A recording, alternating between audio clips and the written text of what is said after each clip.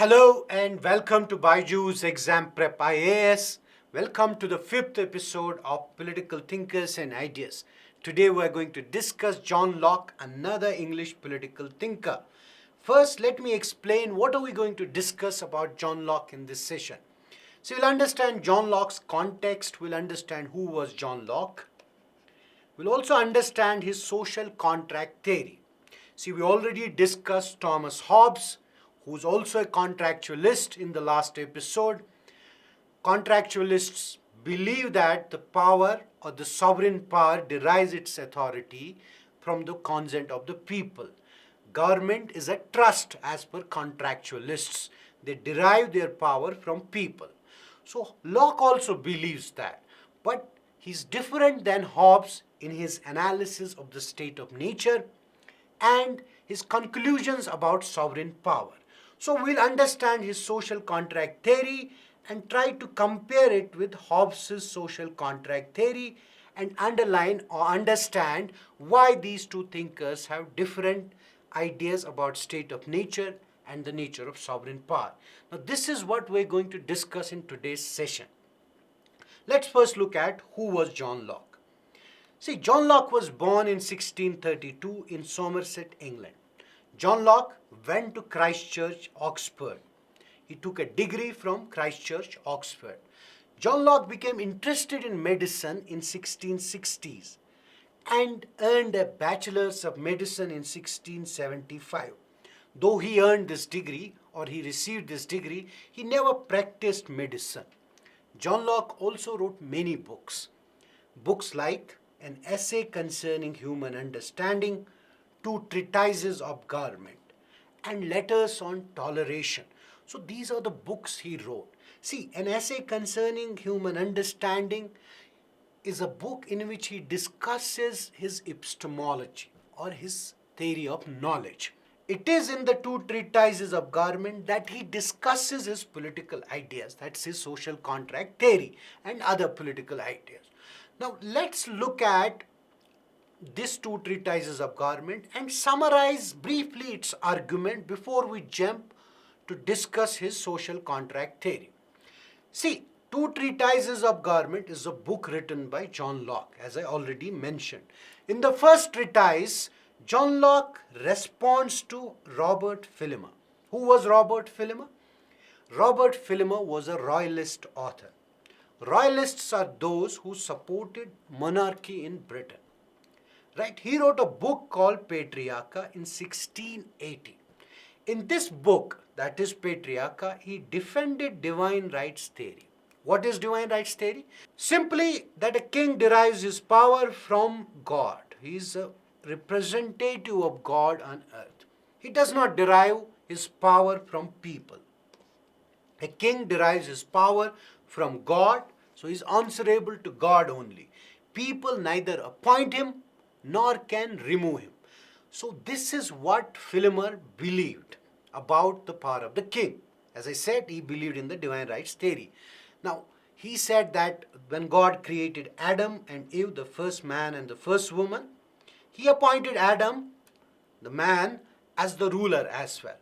That's why he says that king's power or royal power is patriarchal in nature, because God appointed Adam as the ruler. The successive generation, that's the children of Adam, became rulers or derived their power from this fact only, that God created man as the ruler of the world. Right? So this is Filmer's argument about divine rights theory. Now Locke refutes it by saying that no man is intended by God to be the natural ruler of anyone else.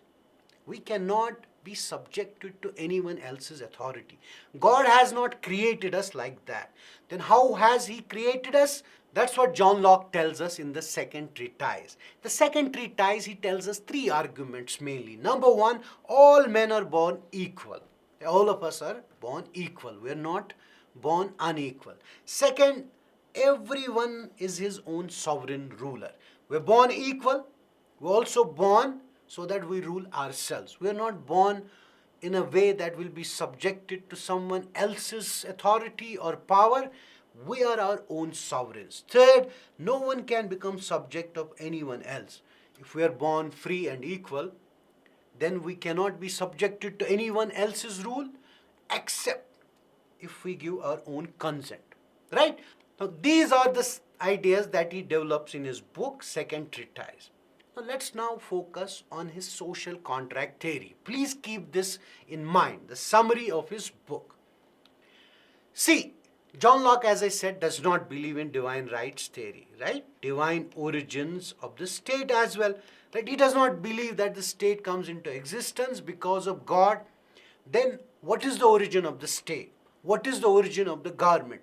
What kind of government should we establish? And how would this government exercise power? Now, John Locke says if we have to understand that, we have to understand state of nature. What is state of nature? See, if you might have heard the last lecture or watched the last lecture rather, you might know that Hobbes also invokes this fictional idea, this hypothetical situation. What is this hypothetical situation? Imagine all of us are living without government. If we are living without government, we are living in a condition called state of nature. Now, what kind of life would we live? See, we are caught in garments, right? Locke is not saying it's a historical situation. He's just imagining it. Now, I'm telling you, imagine that there's no garment. We are without a garment. We're in a state of nature. Now, what sort of life are we going to live? Locke says it will be a good life. There will be peace, goodwill, mutual assistance, and preservation. We are sociable. We'll try to preserve ourselves, each other. There'll be peace. Unlike Hobbes, which I said, who said that this state of nature would be very bad. Because it would be a state of war, there will be anarchy, there will be insecurity. Locke says, no, that's not the case. It will be very peaceful, there will be goodwill, there will be mutual assistance. And people will live their lives according to law of nature. What is law of nature? Simply rules created by God, which we can understand through reason. Now, we have this capacity of reason. We'll use it to understand the rules created by God. Now, what are those rules? See, all men are equal. We'll understand that we are equal. We'll understand that we shouldn't harm each other. Right? So, these are the laws we will understand in the state of nature. This is naturally given to us because we have the capacity of reason. We understand these natural rules. Besides, there will be natural rights that every one of us will possess. What are natural rights? The rights that we get because of nature. The rights that we get because of the very fact of existence. Nobody else is giving us those rights. It's nature only. The fact that we exist, we are born with these rights. Natural rights like life, liberty, and property. Now, these three rights will be given to us in the state of nature. By whom? By nature only. When I said given, I didn't mean someone else is going to give you these rights. They exist for everyone. Now, if that is the case, that we'll understand the law of nature, there will be goodwill in the state of nature, we'll have these rights, that's life, liberty, and property. Why would we want to agree and create a state or give power to the third party or a government? Now, Locke says for that we have to understand property. Now, this right means that whatever you mix your labor with belongs to you, right? You mix your labor with something that becomes yours. That is what is called property. Now, Locke says this right should not be considered as unlimited or unrestricted. He says there should be some limitations. Limitations like you shouldn't take more than what you need. Second, you should take what you can use. Now, don't take more than what you can't use. So, need and capacity to use are the limitations on your right to property. Therefore, it's not an unrestricted right as per Locke. Now, the question still remains, if we have these three rights, how is property going to create a problem in the state of nature that we would want to create a state and a government, or we would want to escape this blissful, peaceful state of nature? Now, Locke says there might be disputes about distribution of property in the state of nature because people act as judges in their own cases. There's no government, right? There's no judge who can enforce contracts, right? Who can see whether property is distributed evenly or not. Because there are no settled ways to resolve such disputes, a problem might arise in the state of nature.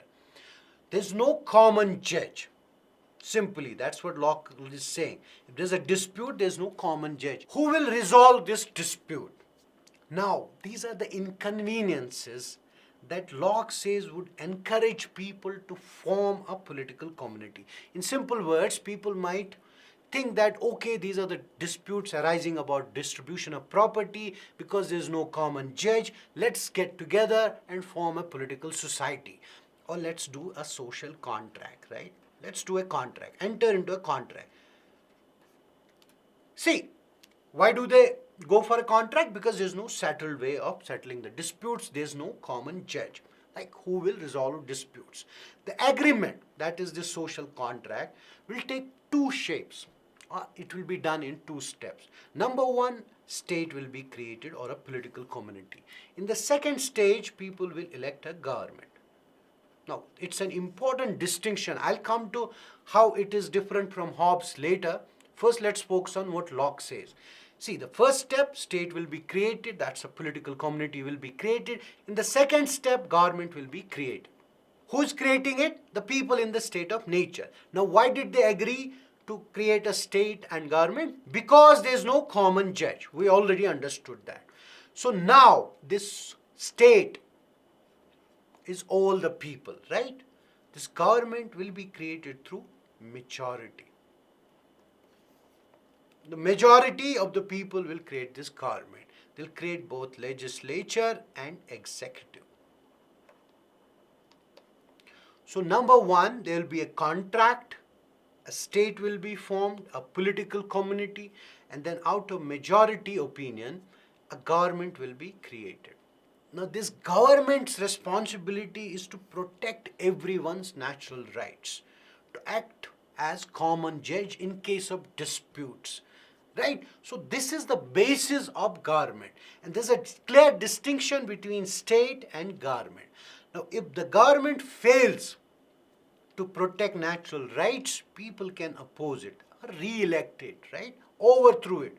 They will not go back to anarchy, that is state of nature, which Hobbes earlier said, but they'll go back to the political community. That's the state will be still retained. Now, government is different from the state as per Locke.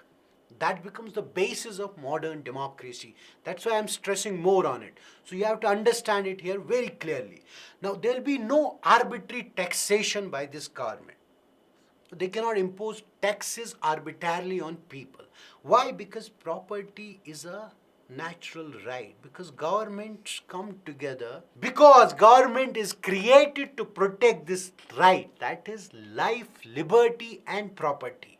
Now you cannot impose taxes on people, take away their resources arbitrarily. Only the legislature can impose taxes. Because it's a representative assembly. It's created by the majority opinion. Right? So, this is about social contract theory by John Locke. Right? So, he believes that there are two steps in a contract. One, the creation of a political community. Second, the creation of a government by majority consent. Right? This government will have legislature and executive. Executive is subordinate to the legislature. Please remember this. And executive has to function according to the rule of law. They cannot arbitrarily function. They have to function according to the rule of law. So this is also about his attempt to underline the separation of powers. Though he does not develop it consistently, but it is an attempt to separate powers by making a distinction between legislature and judiciary. So now we understand very clearly why people want to escape the state of nature. When they do escape the state of nature, what sort of an agreement do they make? We understood very clearly that the agreement creates a state or a political community, then that political community through majority opinion creates the government. And then we also understood why legislature is important and executive has to function according to the rule of law. Now, this was about social contract theory by John Locke. Now, let's try to compare John Locke with Hobbes. See, John Locke, now you understand, is also a contractualist like Hobbes. John Locke believes that power is derived from consent, so do Hobbes, right? Because both of them are contractualists. But their idea of state of nature is different. Though both invoke this hypothetical situation, but the analysis is different. For him, state of nature is of goodwill, mutual assistance, peaceful. For him, state of nature is a state of war. It's an insecure situation. Then why would people make an agreement or social contract? For John Locke, because there is no common judge. There might be disputes about distribution of property. And for Hobbes, why would people enter into an agreement? To get rid of this insecurity, because they want to preserve themselves. For order and defense, they will create a sovereign power, or they will make a social contract for order and security. Now that's the difference between the two when it comes to state of nature, right? So what sort of sovereign do they create? Now Locke creates state and government, right? Now Hobbes created an absolute sovereign or an absolute monarch. His sovereign is the state, like people, not the government. Government is created by majority opinion. Right? So government is elected among the people only. For Hobbes, the sovereign is a third party. It is not part of the parties who make an agreement. So it's a third party. And he's absolute, undivided sovereign, right? His power is absolute. He exists above every other institution in the state. The church cannot limit his power. Other laws cannot limit his power. His command becomes the law. But for Locke, it's a limited government, which has to function according to the rule of law. And they have to protect natural rights. Government has to protect natural rights. For Hobbes, government has to promote or provide order and security. Now this brings us to an end of today's discussion. But before we end our today's discussion, let's look at some questions that we might expect in the exam. See, number one, Locke and Hobbes differ in their understanding of the sovereignty. We just discussed it. We made an elaborate comparison between Hobbes and Locke. We can accordingly tackle this question. What is the difference they have in their understanding? Sovereignty for Hobbes is unlimited, it's absolute, right? He exists with full power. For Locke, it's a limited government that has to function according to the rule of law. There's a distinction between state and government. State is the real sovereign. They can change this government very easily. They will not go back to the state of nature. For Hobbes, order and security are most important reasons for the creation of a sovereign. But for Locke, protecting natural rights is the most important function of a sovereign power. But for both of them, sovereign derives its power from people only. Now, second question, Locke is the father of liberalism. Discuss. See, liberalism is an ideology or a philosophy which believes in certain things like liberty, constitutionalism, or limited government, believes in rights, believes in representation. Now, when we discuss Locke, all of these concepts were propounded by John Locke. That's why he is considered to be the father of liberalism, right? The present form of liberal democracies that we have, right? So if you look at the Indian state as well, right? The preamble of the Indian state or Indian constitution says that India is a sovereign, socialist, secular, democratic republic, right? And it has to promote liberty, equality, justice, and so on. Now, this liberal democracy is an idea which Locke develops, right? government by majority consent, which we discussed already. The majority will form the government, and the importance of the legislature in framing laws, and the importance of the rule of law itself. So all these liberal principles were developed by John Locke. That's why John Locke also influenced certain revolutions like French Revolution, American Revolution, and so on. So he's an important political thinker if you have to understand the present liberal system or liberal democratic system. John Locke has also written on toleration. So this is it. Let's end this discussion here. I hope you enjoyed watching this video. Please share and subscribe this video. Thanks for watching.